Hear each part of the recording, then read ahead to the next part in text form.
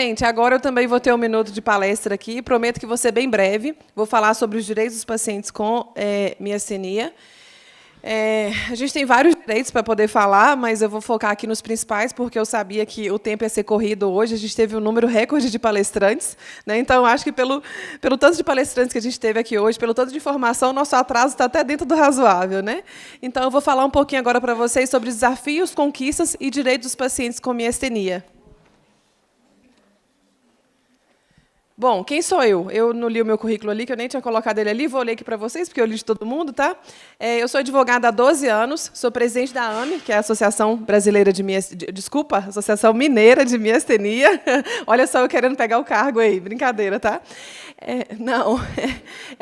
Sou pós-graduada, saiu errado ali, agora que eu vi escrito, vi que saiu errado. Pós-graduada em Direito Médico da Saúde pela Faculdade Legal, e pós-graduada em Advocacia Civil, especialista em Direito à Saúde e Direito das Pessoas com Deficiência, pós-graduada em Direito Público e em Direito Médico da Saúde e Inclusão do Direito das Pessoas com Deficiência. Além disso, sou professora, palestrante e coautora de livros jurídicos, tudo voltado ali para a área de Direito à Saúde. Bom, gente, a gente falou aqui hoje sobre diagnóstico, sobre trajetória do paciente, mas muitas vezes o que acontece? O paciente tem o diagnóstico e aí vem aquela dúvida, e agora? O que eu vou fazer? Quais que são os meus direitos? Onde eu vou recorrer? Né? Eu não consigo mais trabalhar? Preciso de medicamento? O que eu vou fazer? Então, essas são as principais dúvidas. Na minha cidade não tem um centro especializado, não tem médico que entende. Onde que eu vou me tratar? Eu não tenho condições de me tratar em Belo Horizonte, por exemplo, num lugar que fica distante. Como que eu vou fazer tudo isso? Tá? Então, por mais que a gente tenha outros direitos, esses são os seus principais que eu vou abordar aqui hoje, até pelo meu tempo de fala. Bom, um primeiro ponto que eu quero conversar com vocês, que eu sei que é uma dúvida muito recorrente, tanto para quem está aqui quanto para quem está assistindo online e vai assistir depois, todo paciente com miastenia, ele é considerado pessoa com deficiência? As médicas me corrijam se eu estiver errada, tá? Gente, isso, a nutricionista, acho que foi ela mesmo, que até falou mais cedo, que uma das coisas que elas mais falam é depende. E o advogado também. O que ele mais fala é depende. Então, assim, não quer dizer que o paciente tem o diagnóstico de miastenia, ele, de forma automática, é considerado um paciente com deficiência. A Lei Brasileira de Inclusão, no seu artigo 2º, que está ali na tela, fala que considera-se pessoa com deficiência aquela pessoa que tem impedimento de longo prazo e que, ao interagir com as barreiras, esse paciente tem uma obstrução de participação social. Betânia, como que funciona isso na prática? Na prática, quer dizer que, para o paciente com miastenia ser considerado uma pessoa com deficiência, ele tem que ter o diagnóstico, obviamente, e, devido aos seus sintomas, ele tem uma limitação na sua participação social. A gente sabe que é a grande maioria dos casos. Né? Só que tem pacientes que, com o tratamento medicamentoso ou talvez em remissão, eles ficam assintomáticos. É raro também, mas tem. Então, por isso que eu não posso generalizar e falar que todos os pacientes são considerados pessoas com deficiência. Então, cada caso precisa ser analisado de forma concreta. Cada paciente precisa ser tratado na sua individualidade, de acordo com as suas limitações. Tá? Para ver se ele se encaixa ali na questão de pessoa com deficiência ou não. A maioria é considerado, gente, mas eu sempre trago essa explicação porque a gente precisa fazer essas ressalvas. Porque muitas vezes as pessoas chegam assim, quais são os meus direitos? Olha, depende. Eu falo rápido, né? Sou agitada, falando o dia todo, ainda grávida. Mas a primeira dificuldade que eu vejo em relação aos pacientes e que chega para a gente assim, é a dificuldade do acesso ao medicamento. Ainda mais hoje em dia, que a gente tem tanta terapia nova que ainda não está padronizada no SUS, nem no plano de saúde, ou seja, não está ali disponível de forma administrativa, né, no SUS, ou a pessoa precisa judicializar. Então, o que o paciente tem que fazer? Primeiro, ele vai procurar o médico, né? O médico vai fazer um relatório muito bem elaborado. Coitado dos médicos, que a gente fica só pedindo relatório. E tem que escrever um tanto de coisa no relatório, que senão o judiciário não aceita. E quem está aí estudando, né? Eu acho que tem estudante aí, você é estudante, né? Quem é estudante vai passar por isso, porque a gente pede o médico para colocar isso no relatório, pede para colocar aquilo. Com esse relatório bem elaborado, tem que fazer o pedido administrativo, mesmo sabendo que é um medicamento que não consta no rol do plano ou no rol do SUS, e aí vocês vão receber uma negativa. falando que o medicamento não vai ser fornecido. Com essa negativa, vocês podem procurar a Defensoria Pública ou um advogado especializado para poder ajuizar a ação para vocês. Sobre os requisitos, gente, para ter acesso a esses medicamentos, são coisas mais técnicas, judiciárias, então não vou entrar tanto no mérito aqui, tá? Mas porque aí o médico tem que demonstrar no relatório as evidências científicas, que hoje é uma exigência do judiciário, tanto para plano quanto para SUS, né? Tem que ficar demonstrado que existem estudos aprofundados, que eles chamam de estudos randomizados e meta-análise, que comprovam a eficácia daquele tratamento, e alguns outros requisitos mais burocráticos, que aí é mais na parte lá que o advogado vai explicar, ou a Defensoria Pública. Isso aqui são as informações, né, do relatório médico, eu até já pontuei para vocês. A negativa administrativa, vocês vão fazer a solicitação na farmácia de alto custo, e aí vão esperar, eles vão dar um papelzinho para vocês negando. Aqui em Minas, a gente consegue fazer essa solicitação pelo site da Secretaria Municipal de Saúde. É muito bom, porque aí, com uns 2, 3 dias eles respondem. Em alguns locais, não é possível fazer essa solicitação pelo site, aí a pessoa tem que ir presencialmente à farmácia de alto custo, pegar um carimbinho, um recibo, e depois de alguns dias eles dão ali uma resposta. Passou um prazo de 10, 15 dias, a depender da urgência do paciente, sem essa resposta, pode ser considerado uma negativa tácita, tá? Bom, e nos planos de saúde, como que funciona? É da mesma forma.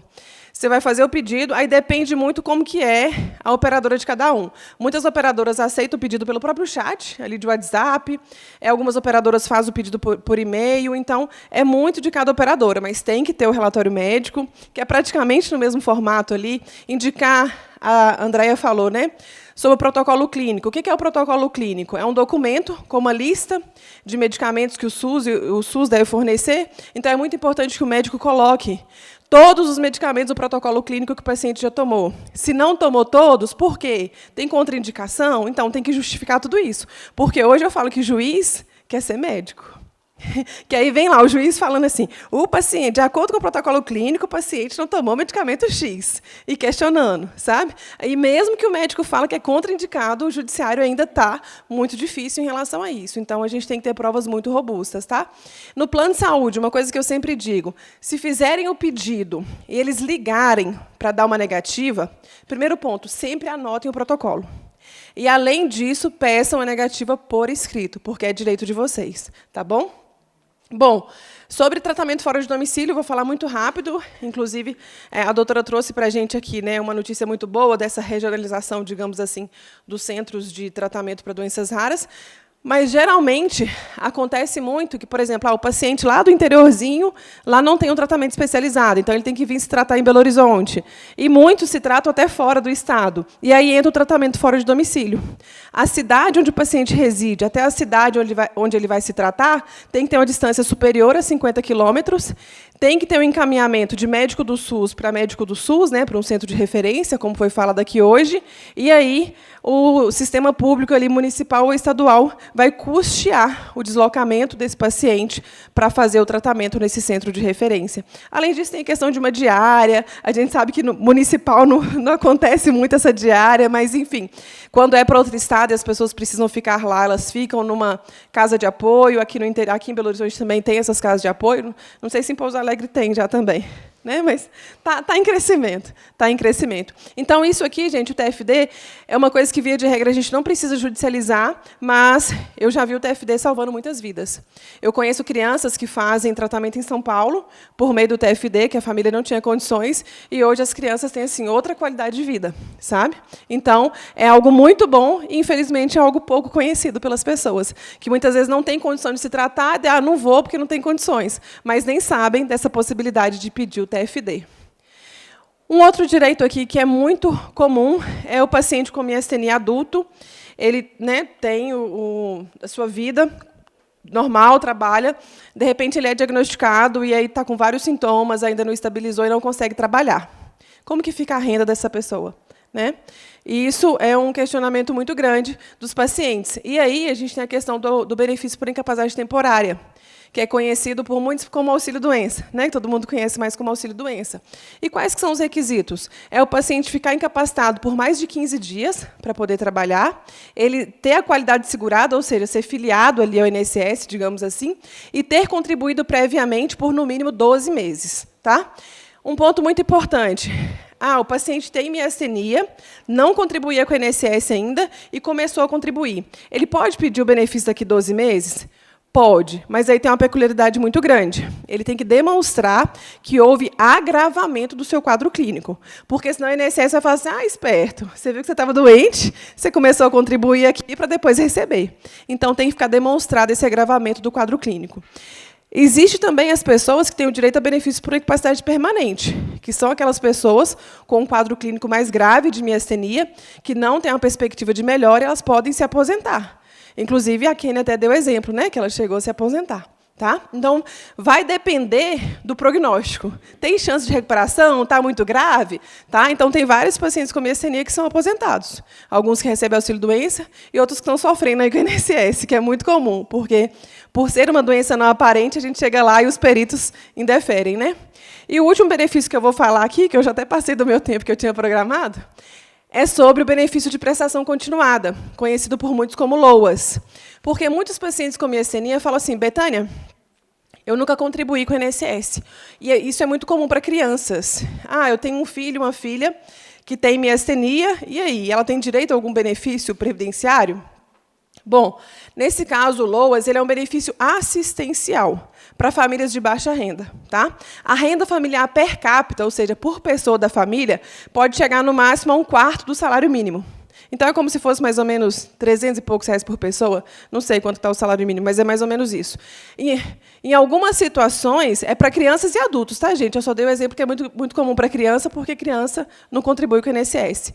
Em alguns casos, como, por exemplo, ficou demonstrado que esse paciente faz tratamento que não é disponibilizado pelo SUS. Aí a renda per capita pode chegar até meio salário mínimo, mas são para pessoas que estão mais em condições financeiras bem carentes mesmo, tá bom? Que seria o BPC. Gente, como eu disse, tem vários outros direitos. A Andréia já falou, quer saber de mais direitos? Pode entrar no site da Abrame. Isso mesmo, a gente vai marcar uma live também, que a gente consegue falar mais de 1 hora só sobre esse assunto. Eu quis aqui só trazer para vocês mesmo, para não passar em branco, sobre as principais dificuldades que eu vejo que os pacientes enfrentam. Tá? E eu costumo dizer que, assim, eu sou nascida e criada no interior de Guaraciaba, próxima a Viçosa, moro aqui em Belo Horizonte há muitos anos, mas eu brinco que eu nunca sonhei em ser advogada quando eu era pequena. Sou nascida e criada na roça mesmo, zona rural. Eu queria ser veterinária, ser engenheira florestal, coisa que envolvesse mato.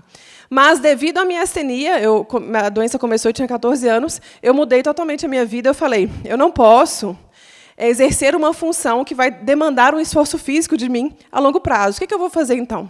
Aí parei para pensar, lá em Viçosa tinha direito, era perto da minha cidade. Eu falei, eu tenho um tio que é advogado, mas nem atua, eu vou fazer direito, porque é uma coisa que depois eu vou trabalhar sentada, faço um concurso e tudo mais. Então, eu sempre falo, né, que eu não sou aquela advogada que, desde criança, sonhou em ser advogada. Mas, hoje, eu não me imagino fazendo outra coisa. Quem me conhece, quem já me acompanha, sabe que a advocacia da minha vida, eu fico até emocionada de falar, mas assim, é um propósito de vida mesmo, sabe? Eu amo o que eu faço. Eu sou apaixonada pelo que eu faço. Não só pela questão financeira, óbvio, que é a minha subsistência, mas pelo retorno social que a gente traz por meio do nosso trabalho lá no escritório. E aí eu sempre falo que eu tenho plena convicção que eu encontrei no direito da saúde, na defesa do direito das pessoas com deficiência e com doenças raras, a verdadeira razão em ser advogada. E eu agradeço pela presença de todos. Se tiverem dúvidas, eu estou à disposição, mas acho que essa hora ninguém tem mais dúvida, né? Mas muito obrigada pela atenção de todos, tá bom? Vou esclarecer a dúvida dela, tá, gente? Tá, sem problema, eu estou brincando. Qual o valor que o advogado cobra para entrar, para a gente pedir a medicação? Como que é feito isso? Olha, isso é muito relativo, varia muito de profissional para profissional, né? Não tem um valor assim certo e fixo. Depende muito da sua região, depende muito de qual medicamento que você precisa. O ideal é que você busque, né, um profissional da sua confiança e converse mesmo sobre as suas peculiaridades, sobre o que você precisa, para entender sobre essas questões de valores, sabe? Certo. Não tem assim um valor específico, tá? Okay. Mas alguém tem dúvida, gente? Não? Ótimo. Então, Mel, me entrega minha caixinha. Também sou palestrante, também tem direito à caixinha.